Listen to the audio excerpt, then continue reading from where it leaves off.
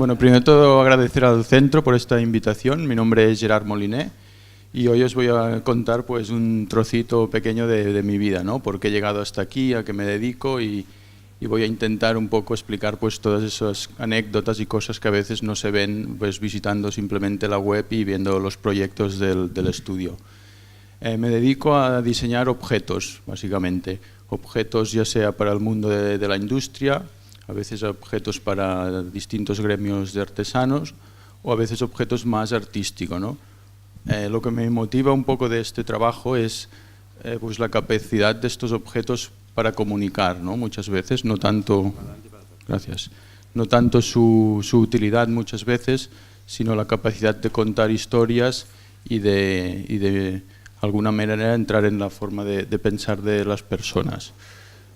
Para poner un poco un antecedente, os he puesto unos objetos que me remiten a mi infancia, ¿no? Yo soy de un pueblo pequeño del Pirineo, pero más bien un pueblo muy pequeño, de aproximadamente unos 100 habitantes, un pueblo que no tiene tiendas, que no tiene autobús, que no tiene escuela, y estos son algunos de los objetos que yo recuerdo de mi infancia, que he recuperado, y que para mí fueron como una de las primeras lecciones de lo que es el diseño de objetos, ¿no? De productos.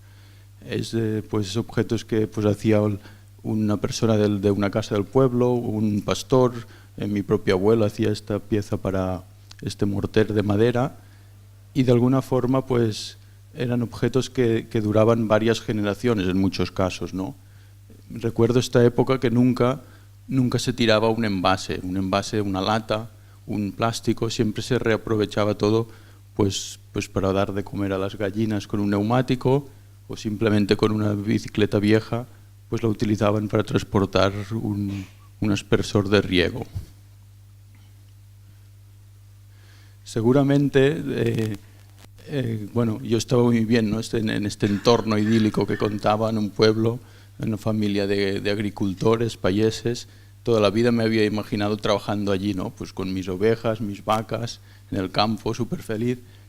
Pero de repente te haces mayor y supongo que por los amigos, por influencias más familiares, pues decides pues irte a Barcelona a estudiar y tienes que estudiar alguna cosa, ¿no? Pues yo me fui a Barcelona y empecé a estudiar pastelería. No tenía nada que ver con el diseño de producto. Tenía que escoger sí o sí un oficio, ¿no? Y en esa época pues ni tan solo sabía lo que era el diseño industrial. Entonces bajé, había hecho el bachillerato en el pueblo, ¿no? Bajé a Barcelona y cuando ya llevaba un año haciendo de pastelero, haciendo las prácticas, levantándome a las 4 de la mañana, que era un oficio bastante duro, pues encontré otro colega del pueblo que había bajado un año antes y me dice: pues yo estoy haciendo diseño gráfico y mola, ¿no? Diciéndome, está de puta madre, ¿sabes? Ven a mi universidad que te lo vas a pasar bien. Entonces decidí dejar todo el mundo de la pastelería y me matriculé en la escuela Lisaba como diseñador gráfico. Entonces ahí descubrí la profesión del diseñador industrial, de casualidad. Simplemente el primer trimestre pues hacíamos unas asignaturas compartidas y enseguida vi que esto es lo que quería hacer. Entonces me cambié de disciplina y empecé a trabajar como diseñador a estudiar como diseñador de producto.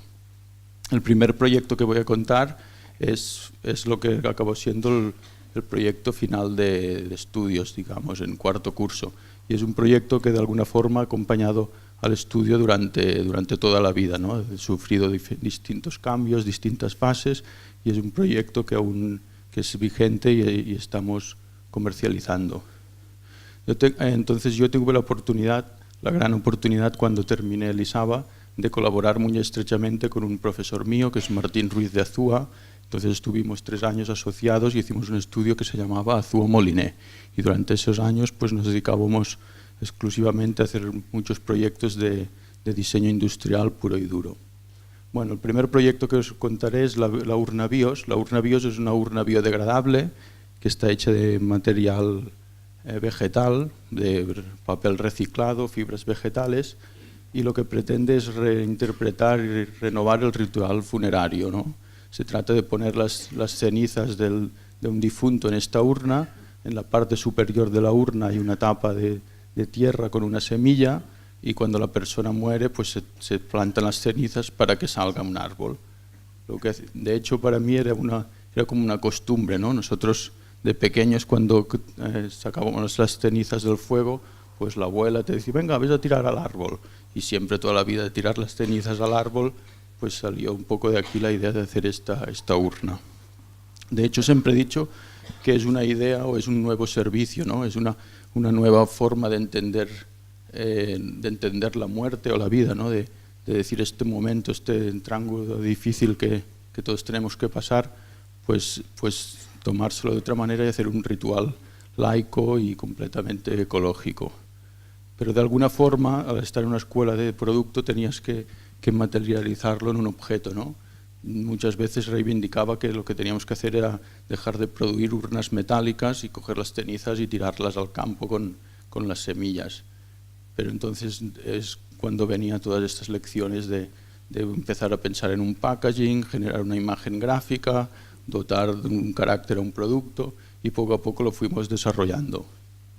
Esta es una primera versión de la urna que después se comercializó durante 10 años por el CIRE, Centre d'Iniciatives per a la Reinserció, y luego se fue trabajando y esta es la última versión que se está comercializando. Es un producto que ya lleva casi 17 o 18 años en el mercado y cada vez ha funcionado mejor. Al principio era muy difícil implantarlo porque hay muchos intereses creados en ese sector, pero poco a poco lo íbamos introduciendo y ahora, sobre todo en otros países, es cuando está funcionando más bien. De un producto, pues de una idea salía otra, ¿no? Cuando se murió el copito de nieve, aprovechamos para enterrar lo que quedaban de sus cenizas en una urna de estas, entonces hicimos una versión para mascotas. Entonces ahora hay la urna para humanos y para animales. Nos dimos cuenta también que podíamos vender este producto en gárdenes, en floristerías, en sitios que iban más allá del sector tradicional de las urnas funerarias. Para mí es un proyecto que completo en el sentido que define más mi filosofía de trabajo, el entorno donde he crecido, ¿no? Es un proyecto que para mí es un servicio más que un objeto, aunque lo tengas que materializar con una urna, pues es muy gratificante ver a veces los mails que te llegan en la web de gente que te dice pues que le ha ayudado a cambiar su visión sobre la muerte o que gente que tiene un problema la compra en vida, cuando este tipo de productos nunca se compran en vida, ¿no? La gente no quiere ni pensar en la muerte muchas veces. También los primeros años fueron difíciles porque te daban premios por la urna, tenías mucho reconocimiento, pero veías que sacarle un provecho económico era complicado, ¿no?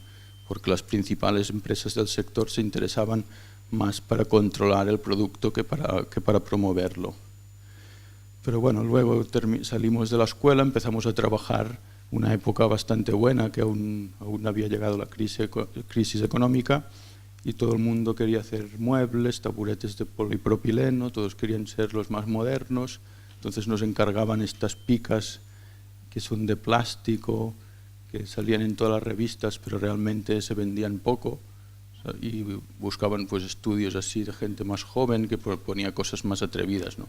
Siempre teníamos que justificar un poco, pues, cuando hacías una forma así más estilosa, pues si era un diseño inspirado en formas orgánicas, o a veces estos muebles de cocina, hay de baño que están inspirados en los muebles de cocina, que aprovechas el máximo espacio. Otras veces hacíamos muchas colaboraciones con empresas y otros grupos de diseñadores, ¿no? En este caso había un equipo de moda, uno de diseño de producto y uno de gráfico. Y hacíamos unos zapatos inspirados en Barcelona, en la ciudad. O este packaging que hicimos con Xavier Mariscal para la candidatura del COI de Madrid del 2012. Por desgracia no ganó, pues nosotros hicimos el packaging que no tenía ninguna cola, no tenía materiales lujosos y dentro había todo el dossier del comité. A veces hacíamos objetos simplemente por placer, sin ningún encargo, ¿no? Esta panera pues está hecha a partir de 2 bastidores metálicos que dentro se atapa una servilleta y haces tu propia panera, ¿no? Es como un bastidor de coser, pero que cada uno pues puede utilizar la servilleta de su casa. Intentábamos, pues si nos poníamos a diseñar una panera para el pan, pues hacer que algún aspecto se diferenciara del resto, ¿no? Ya sea porque esta relación con el usuario que se la personaliza, o a veces un simple guiño, o la historia que hay detrás de los objetos, ¿no? Esto era un soporte para jamones, pues que se plegaba y se podía guardar cómodamente en un cajón. Objetos que a veces tienen un uso puntual durante el año, pues que no te molesten durante el resto de tiempo que no los usas, ¿no? Y bueno, entre estos objetos más comerciales que nos encargaban las empresas y otras cosas que hacíamos más por placer, empezábamos al tiempo libre pues a hacer este tipo de experimentos, ¿no? Aquí esto es una actualización del pañuelo tradicional de aceratillos, ¿no? Que utilizaban en el campo, convertido en una bolsa pues más urbana. Simplemente el cuadrado cosido por el perímetro, que se convierte en una bolsa. Tiene una serigrafía en una parte y puedes introducir pues de todo. Cuesta contar las cosas porque se mezcla todo dentro, pero bueno, también era curioso ver a veces cómo lo utilizaba la gente, ¿no? A nosotros nunca se nos había ocurrido y veías que había gente que se la ponía de una forma que no habías pensado, y era muy curioso ver cómo podías ver un objeto desde a una chica fashion de 18 años porque lo regalaban en la pasarela Gaudí, o a una abuela que iba a comprar y volvía a comprar esta bolsa, ¿no? Porque son materiales que de alguna manera están en el imaginario colectivo, ¿no? Estas telas, estas cosas que se han utilizado desde para hacer una cortina, hacer una servilleta, hacer unas toallas. También eran proyectos que nos sorprendían, ¿no? Porque hacíamos un prototipo, lo presentábamos en una galería, hacíamos una pequeña exposición, salía en prensa y empezábamos igual se han vendido 20.000 unidades en estos años de esta bolsa, ¿no? Y nunca lo hubiésemos esperado. En cambio, grandes proyectos con un briefing muy acotado, con una empresa que estaba detrás, que parecía que iban a venderlo todo, que se iban a la China a fabricar estos muebles de polipropileno, pues ahora varias de ellas ya han hecho suspensión de pagos, ¿no? Otras veces los proyectos simplemente no tenían más pretensión que el simple experimento, ¿no? Coger una silla de plástico de inyección y ir a un taller de un artesano que le dé esta calidad de su material y que se la haga suya, ¿no? Nosotros aquí tenemos poco que... Simplemente le traíamos la silla y le hacíamos el encargo. Ni tan solo le decíamos qué partes de la silla tenía que trenzar, sino que volvías al cabo de 15 días y te la encontrabas allí y era totalmente una sorpresa. Este es otro proyecto de esta primera fase que trabajamos también con Martín, que se llama Cazando Sombras. Este proyecto se trataba de utilizar a la naturaleza para generar el estampado en la ropa, ¿no? Íbamos con un marco, fotografiamos una sombra natural de una hoja, de una rama, y luego la aplicábamos mediante la serigrafía a la ropa. Tenía pues las coordenadas GPS del lugar donde habías robado la sombra, el día, la hora, y bueno, al principio parecía que había empresas interesadas en producirlo, luego ya veían, cuando lo querían producir industrialmente, pues ya había zonas que no podías serigrafiar, todo se iba complicando y de alguna forma desvirtuaba estos proyectos. Entonces decidimos simplemente hacerlos como pequeñas colecciones para exponer o para museos o galerías, y no pretendíamos hacer una edición comercial de estas piezas. La Casa Nido es otro ejemplo de este tipo de objetos. En esa época que había que la vivienda estaba por las nubes, era imposible comprarse un piso en una ciudad, pues nosotros reivindicábamos un espacio libre de derechos, ¿no? Y hicimos esta reflexión de cómo tendría que vivir una persona si fuese como un pájaro, ¿no? Y creamos la Casa Nido. Es una estructura metálica con esta urdimbre de cuerdas que la puedes colgar de un árbol en la montaña o en una plaza en una ciudad, y luego con las ramas o los plásticos, el material que te encuentras, pues vas trenzando toda tu casa para ponerte dentro y hacer... Era muy curioso porque incluso miramos la ordenanza municipal de esa época, y si tú colgabas una casa nido en un árbol de una plaza, no había la municipal o la guardia urbana, no te podía bajar porque no estabas, o sea, tú no ocupabas ningún espacio en el suelo y no había ninguna ley que te decía que tú no podías vivir en el árbol. Pero a los dos No lo hicimos un día, pero no nos quedamos allí. Hubiese estado bien estarte una semanita, pero simplemente era esta manera de ver los objetos, ¿no? Que a veces es curioso también porque al cabo de unos años ha salido una versión muy parecida, completamente comercial para jardines, creo que es de la Casa de Don o de Mobiliario Urbano, y realmente no sé si está inspirada en la Casa Nido, pero es casi lo mismo y la están comercializando.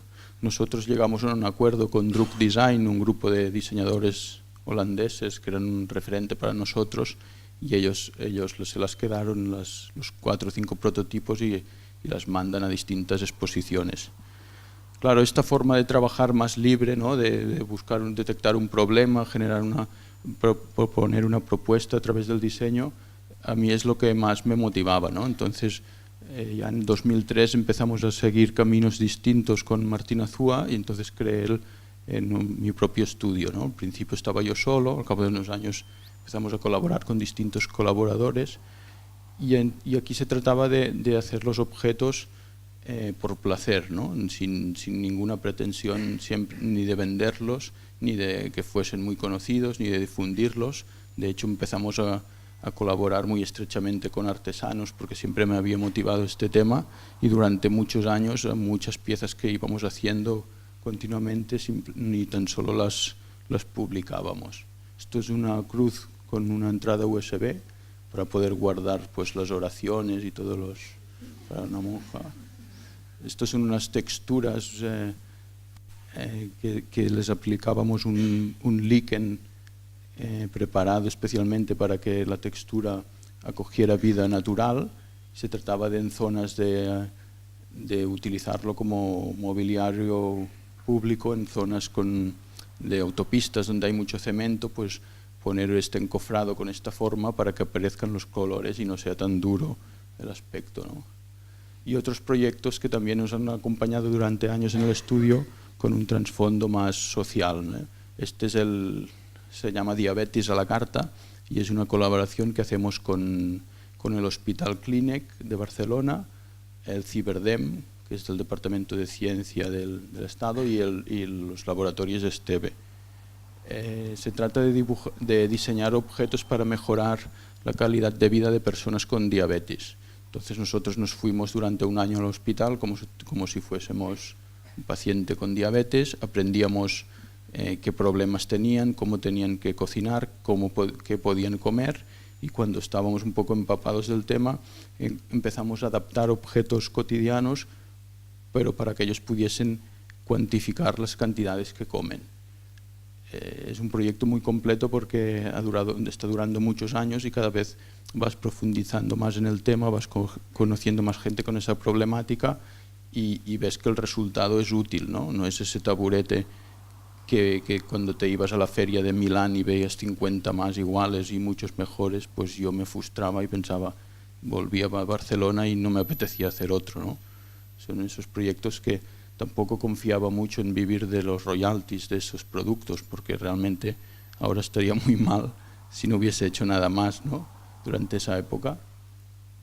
Y como también veíamos a los empresarios qué hacían cuando tenían un diseño, cómo lo producían, dónde iban, pues pensábamos, pues también podemos hacerlo nosotros, ¿no? Dejamos de trabajar con royalties con las empresas y dejamos de cobrar los diseños a la gente que nos lo encargaba, en este caso a los laboratorios. Entonces nosotros proponíamos, ellos nos daban los contenidos, nos facilitaban la información, nosotros proponemos los diseños, nosotros tenemos los derechos y nosotros los vendemos, ya sea directamente a ellos o a otra gente que los quiere. Esto es un vaso medidor, ahora ya hemos hecho nuevas ediciones, simplemente se trata de saber en una comida normal cuántos hidratos de carbono, cuántas legumbres o cuánta pasta pueden comer. Y con esta filosofía, pues cada proyecto que llegaba al estudio lo íbamos llevando de alguna forma a nuestro terreno, ¿no? Si el cliente no aceptaba, pues teníamos que dejar el proyecto, pero dejamos de alguna forma de trabajar con briefings muy acotados, con una intención muy clara de vender y vender y vender. Esto era un encargo del Campeonato Nacional de de vaca bruna, es una raza autóctona de vacas de los Pirineos y cada año hacen un concurso de toda España a ver qué país tiene la vaca más bonita, más bonita o que mejor carne, lo que sea. Entonces decidimos que la propia vaca se hiciese ella los trofeos, como desde pequeño veía que las vacas estaban todo el día con una piedra de sal lamiendo porque les gusta una piedra de sal para una vaca es como un caramelo, ¿no? Y van haciendo unas formas muy curiosas, ¿no? Cuando la sal se va erosionando. Entonces decidí, les colgué y les escondía los cubos de sal por ahí y cuando iban haciendo estas formas se los quitaba, los llevaba un artesano joyero, los bañaba en oro y hacíamos los trofeos para el campeonato. Era curioso también ver los países que siempre habían visto los trozos de sal en el suelo, pues simplemente bañado en oro en una madera lacada, pues les parecía que eso, en vez de darles la típica copa con una placa, pues les daban este trofeo. Luego vinieron los de la leche, que les gustó, pues esto eran vacas de carne, pues luego hicieron el campeonato de vacas de frisona de leche y hicimos también este trofeo, pues que dentro hay un poco de leche y es una pieza soplada de Pirex de cristal con el contenido dentro. Luego venían los de la pesca, que es curioso, cuando trabajabas en un sector a veces del deporte, pues recibías varios encargos de trofeos relacionados con el deporte. Esto era el departamento de Medi Natural, rural y agricultura, ramadería y pesca. Esto es una medalla que la dábamos desmontada con este material que se llama Instamorph, que lo mezclas con agua caliente y es moldeable, luego se queda rígido como el plástico, ¿no? Cada usuario se tenía que hacer la pieza. Era una época de crisis que la Generalitat evidentemente no podía destinar mucho dinero a estos proyectos y buscaban cosas así sencillas. Pues nosotros le dejamos una cajita con las piezas para que uno hiciera su medalla. Luego me apeteció hacer también una exposición reinterpretando los objetos tradicionales, como el porrón o la barretina o la maceta. Esto era la copa porrón, pues una forma de beber popular y sofisticada a la vez, ¿no? De hecho, es curioso a veces de dónde aparecen estos proyectos, ¿no? Yo me acuerdo que estamos dibujando, vectorizando con el ordenador, pues un dibujo de una copa. Me llamaron por teléfono, se me escapó el ratón, estiré un nodo del perfil y quedó una punta así a veces que pasa dibujando, ¿no? En el ordenador. Y mientras hablaba por teléfono, pues estaba medio aburrido escuchando, iba mirando la copa y de copa, esto parece un porrón. ¿Vale? Luego tú cuentas a un cliente o quien sea que vas a reinterpretar la tradición y tal, pero muchas veces es más una cuestión de no tanto de ser creativo, sino de ser observador y darse cuenta a veces de estos pequeños detalles que por casualidad, por error, por repetición, pues vas descubriendo, ¿no? Esto es una cosa que también descubrí al trabajar con artesanos. Para mí era mucho más fácil ser creativo cuando iba a un taller que había un señor con un torno de madera haciendo piezas que con un papel y un lápiz pensando piezas de revolución. Entonces me di cuenta que estas colaboraciones con artesanos eran muy productivas porque de una idea a un prototipo real podía pasar horas. Cambio un taburete desde que te lo encargaban hasta que habías consensuado el diseño, hasta que tenías prototipos, hasta que lo veías al mercado, igual pasaba 1 año y medio. Entonces trabajar así era cada vez más gratificante. Entonces después de la copa porrón vino la media maceta, que simplemente es una maceta que siempre has visto pues en la calle, en la era, en un balcón, pues hacerle este gesto más amable para poderla poner en un canto de una escalera, en una mesa. Piezas que eran decorativas y funcionales a la vez, este jarrón para guardar como dispensador de bolsas, esta bota, ¿no? Pensaba, voy a hacer una pieza a partir de la bota tradicional. Pues me fui a Móra d'Ebre, que aún quedaba un artesano que hacía las técnicas tradicionales girando la piel de la cabra, y hacíamos el botabric con esta forma para poderlo guardar en la nevera. No comercializábamos directamente estos productos, pero a veces para una campaña de una empresa de vino o tal, pues te pedían una colección o una serie limitada y y era más cuestión de promoverlos tú para distintos eventos. Con estas piezas tampoco pretendes sustituir a una pieza tradicional que es inmejorable, ¿no? Yo siempre digo que una bota tradicional o una cesta son objetos casi que ha hecho la propia naturaleza, ¿no? Son pequeñas modificaciones que se aplican a un objeto que quizá cada generación pues lo mejora mediante la observación, ¿no? Cuando has utilizado toda la vida una cesta y ves por dónde se rompe, pues igual vas al artesano y le dices, mira, del asa lo haces más fuerte porque yo aquí cargo no sé qué.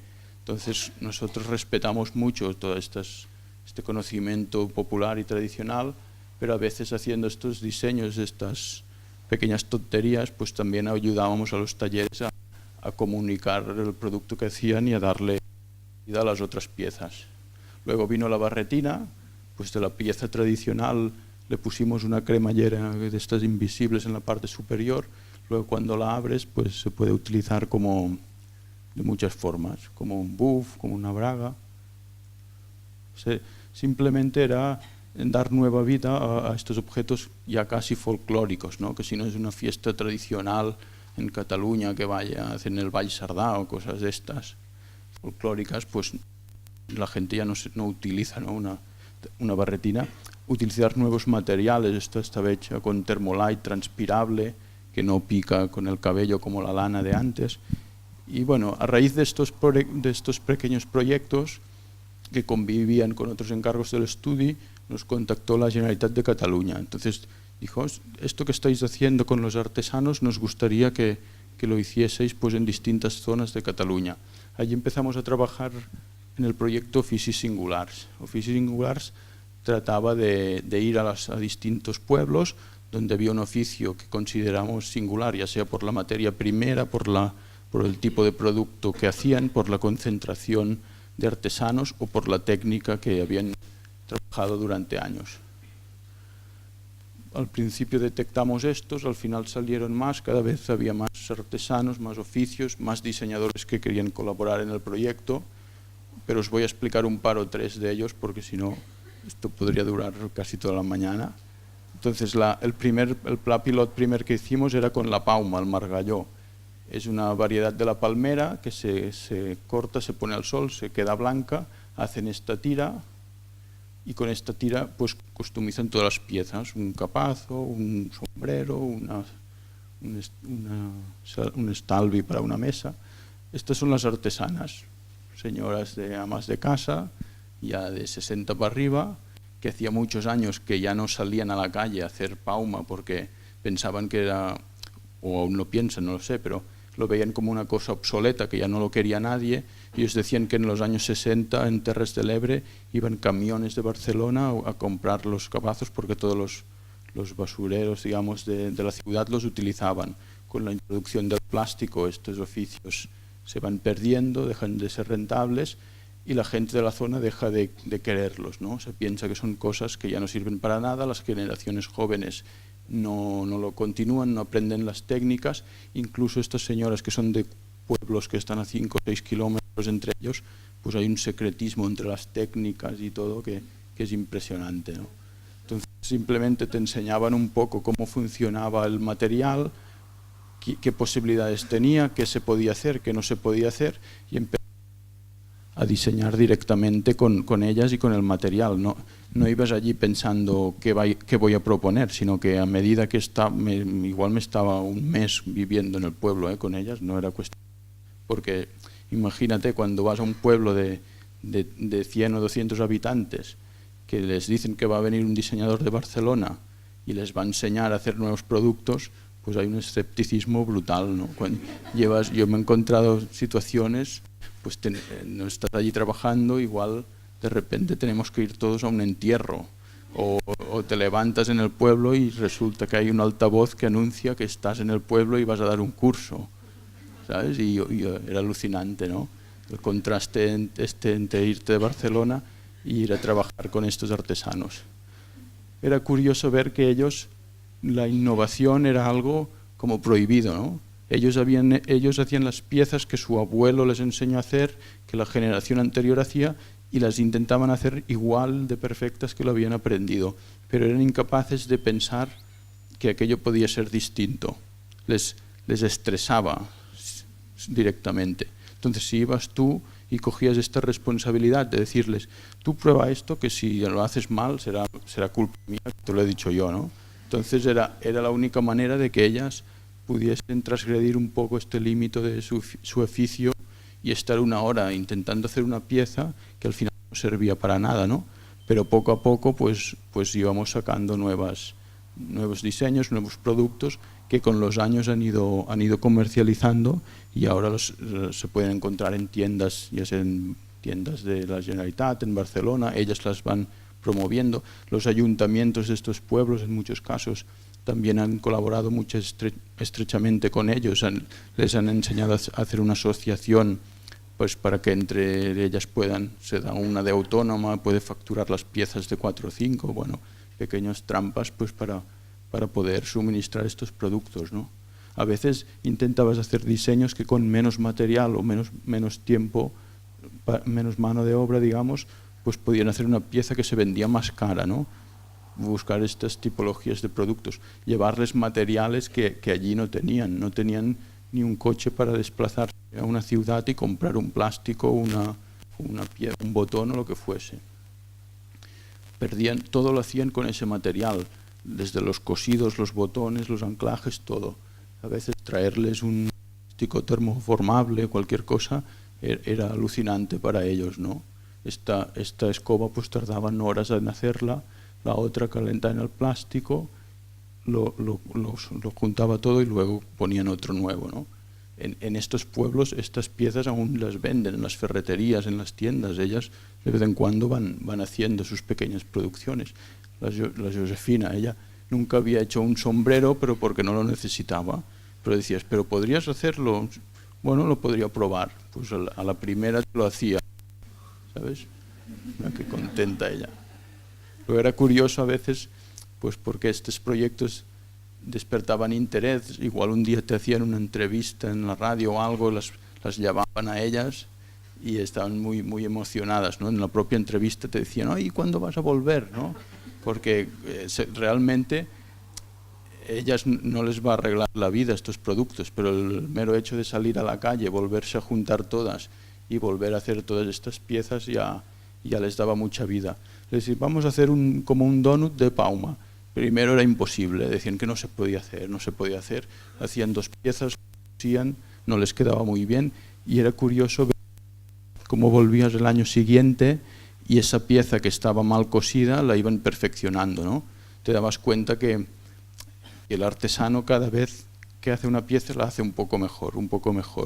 No es como la industria, ¿no? Que cada vez la hace más rápido, ellos lo van mejorando y de un año para otro todos estos objetos iban ganando carácter, bueno, intentamos ir a las escuelas para que la gente joven cambiara un poco la concepción de estos productos, ¿no? Yo siempre decía, si en este pueblo hubiese una persona que estudia diseño de producto y se viene aquí a vivir y a trabajar con este material, se va a ganar la vida súper bien, porque ya es una tendencia en otros países y en otras escuelas más del norte de Europa del diseñador industrial que se pone a productor y que hace su pequeña colección y colabora con un pequeño taller y no pretende hacer más de lo que puede vender a través de e-commerce, a través de su zona donde vive, ¿no?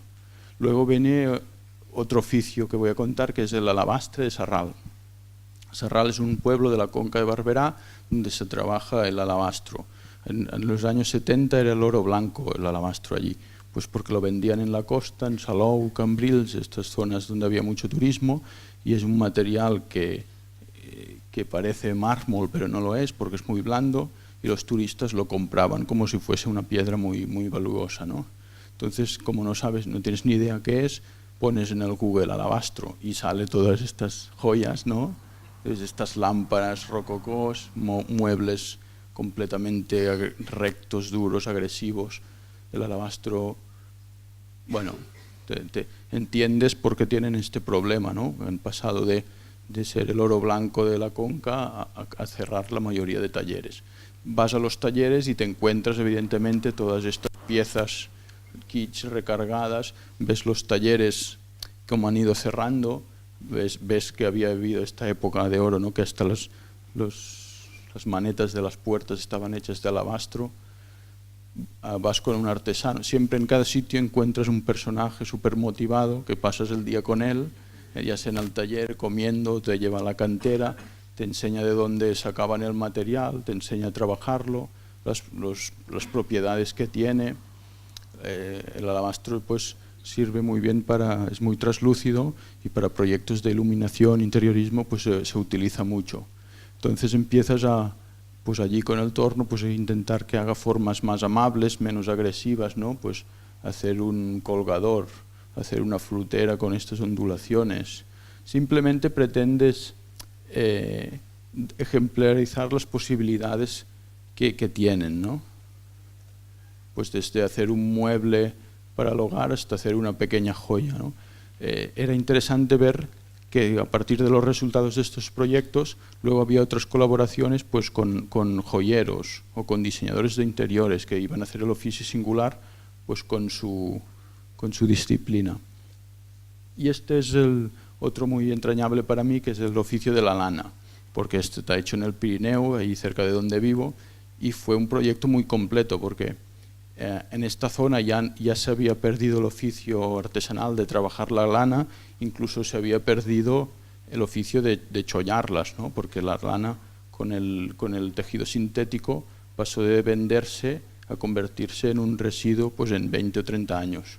Antes pagaban a un pastor para vender la lana, ahora el pastor tiene que pagar a trabajadores rumanos que conocen los oficios estos tradicionales, porque aquí no lo quiere hacer nadie, para que las quite, y la tienen que tirar de forma controlada porque es un residuo.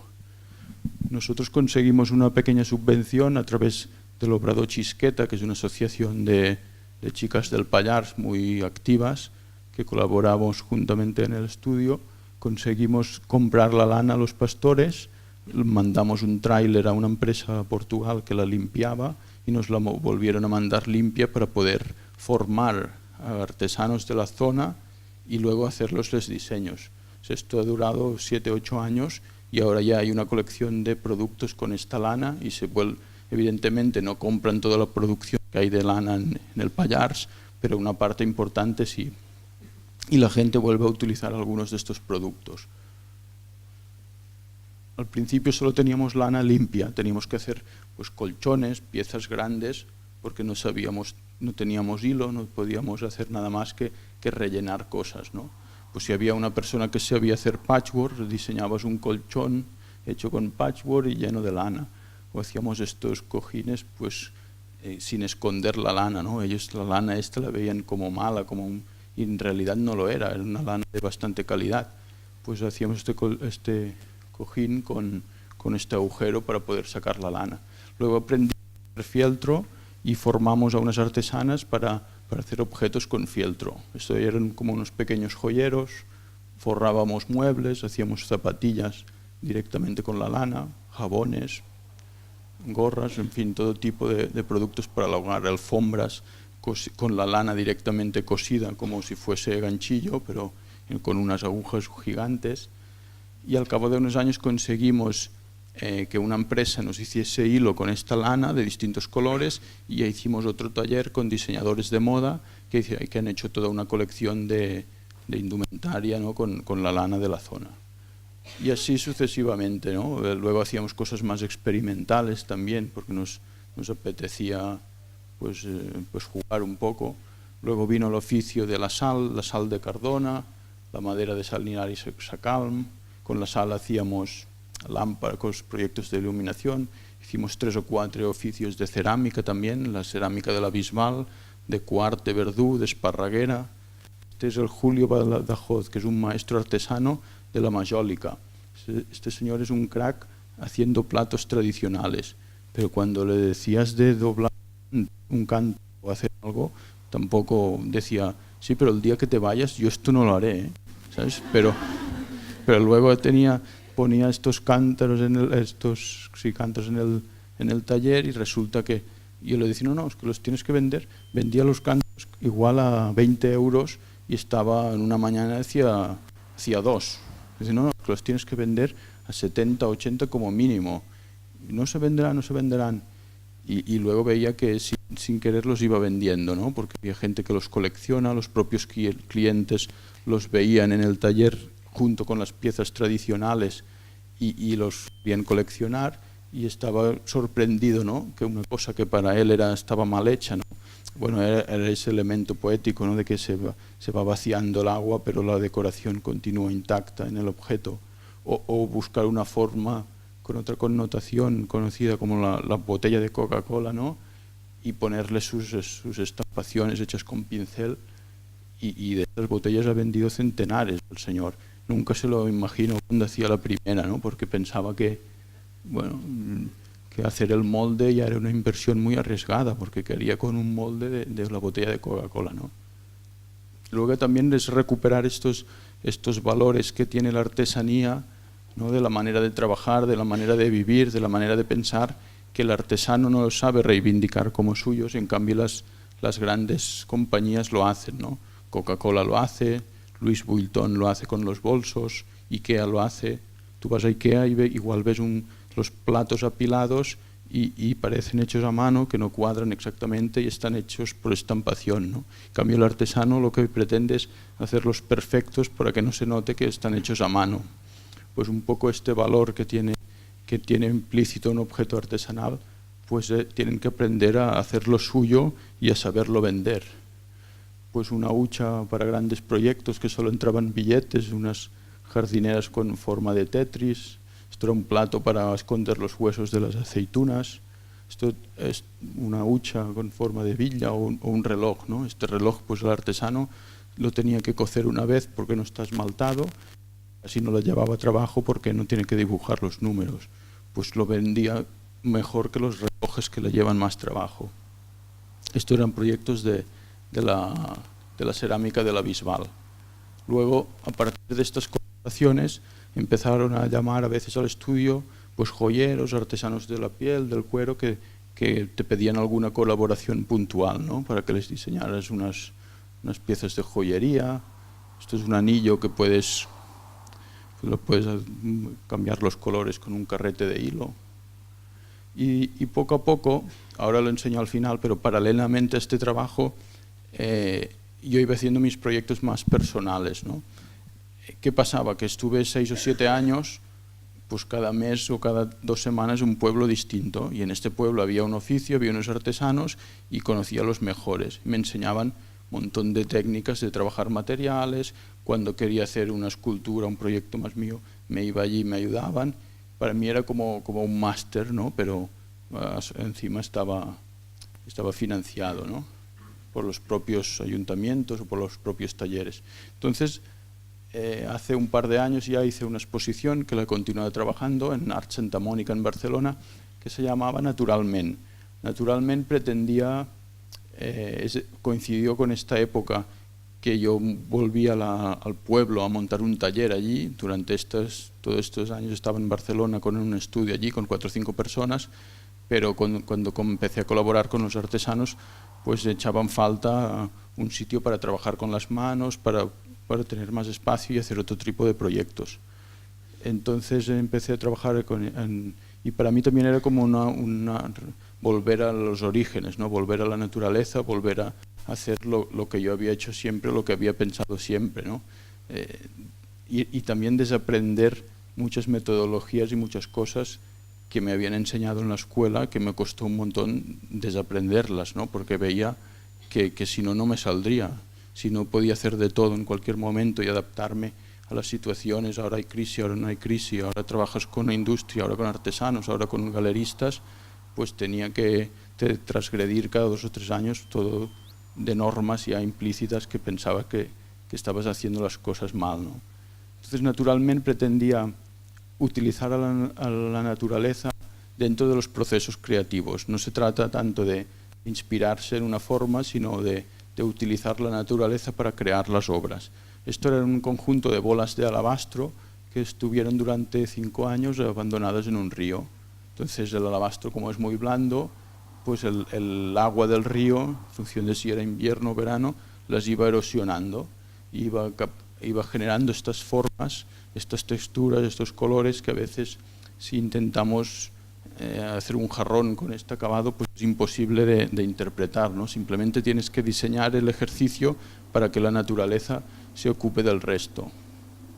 Este proyecto se llama Migracions y son 12 cuadros que representan los 12 meses del año y tratan sobre las migraciones de las golondrinas, ¿no? Las golondrinas vienen a los establos donde antiguamente había animales y vienen del norte de África en primavera y se van en otoño. Entonces yo ponía un cuadro debajo de un hilo donde duermen y ellas pues iban depositando todo encima cuando dormían y al final podías ver en qué época del año llegaban las primeras. Cuando llegaba el verano se reproducían, cuando llegaba otoño comían frutos rojos o cuando de repente un día se van todas, ¿no? Claro, para mí era muy divertido, era como más que el resultado, era la curiosidad de ver qué pasará cuando hacías un ejercicio de este tipo, ¿no? O irte un día que hace una tormenta en un sitio concreto, dibujar una línea de pintura y esperar que la tormenta diluya el pigmento, ¿no? Y ver quizá cómo se congelaban pues, los pigmentos de Creta encima del lienzo. Entonces, de alguna forma necesitaba trabajar en el espacio libre y dejar un poco el estudio para volver a los orígenes. El ejercicio de la sal lo he continuado desarrollando con las vacas, ¿no? Para hacer pues, pequeñas. Nunca he vendido estas piezas, ¿eh? No, o sea, no es... Quizás ha vendido alguna, pero no es el objetivo final de la exposición, sino que son muy conceptuales, es un discurso que hay detrás, pero la finalidad no es decir que una escultura de estas vale una pasta porque es sal, ¿no? Pero lo curioso era ver cuando llevabas la vaca a Barcelona, ¿no? Que le decías al país, oye, tengo que hacer una exposición en las Ramblas y necesito bajar la vaca. Y el señor pensaba, bueno, si me lo pides que será importante, y la llevaba, ¿no? Y venía la periodista y estaba a 1 metro de la vaca y te preguntaba si era de verdad, ¿no? Yo pensaba, era muy interesante este contraste de 15 años trabajando en Barcelona y 7, 8 trabajando pues, con el payés, con el pastor, con el cazador, con toda esta gente que cuando bajaban a la exposición alucinaban, igual que alucinarían los clientes con ellos en la SEU, ¿no? Un apicultor también me ayudó, pude manipular los cajones donde hacen la miel las abejas y año tras año, esto hace 4 o 5 años, pero ahora han hecho como una tipografía allí trabajando, ¿no? con todo un abecedario de cera. Y es curioso, ¿no? ver qué pasará cuando propones un ejercicio de estos. Esto es como un disco de un árbol bastante ancho que está esculpido cuando el tronco está húmedo, no se ha secado, entonces estaba envasado al vacío y en la exposición se abre. Entonces puedes ver en 4 o 5 días cómo la pieza se agrieta completamente, ¿no? Cosas que en la naturaleza no te das cuenta, que suceden muy rápido, pues al cambiarlo de contexto lo puedes apreciar. Un lienzo que estuvimos haciendo un vídeo pues, durante 1 hora arrastrándolo por un prado en mayo cuando la hierba tiene savia y tiene más color. Un tronco que lo quemamos y lo apagamos en la mitad para ver las texturas, ¿no? Siempre me cautivaba mucho ver los troncos en el fuego, pues cómo se quemaban, pero era una forma que al final desaparecía y no podías retener, ¿no? Luego todos estos proyectos, y el alabastro, la madera quemada, han generado productos estéticamente o funcionales, ¿no? Pero originalmente nunca ha sido la intención. Así que es verdad que la próxima exposición, pues con todos estos procesos, pues hemos hecho piezas de mobiliario, piezas decorativas o piezas de ropa, utilizando la naturaleza pues para hacer el estampado, para hacer el jarrón, para hacer la silla. Cuando te pones a pensar, pues ver muchas aplicaciones útiles a objetos, ¿no? Pues esto de las texturas que hacía al principio, pues encontrábamos una fórmula para hacerlo en grande, ¿no? Con bolas separadas. Hicimos un mural inmenso con todas estas bolas que si se desordenan un día es imposible volverlas a colocar casi.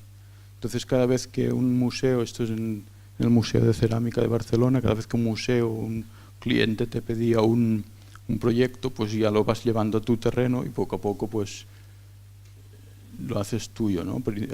Este proyecto empezó cuando me lo pidieron querían piezas funcionales de cerámica y al final acabó siendo pues jarrones que va apareciendo la sal en el jarrón, porque la cerámica es porosa, dentro hay agua saturada del mar y durante los días de la exposición van apareciendo los cristales de sal, piezas sin acabar de coser que con un poco de humedad se van diluyendo, cuadros hechos en la naturaleza, piezas hechas directamente con la arcilla, sin lijada, sin coser, sin los diamantes estos, ¿no? Es decir, ¿por qué no vamos a hacer todo eso que si voy a una escuela de cerámica no me dejarán hacer porque no está bien hecho, ¿no?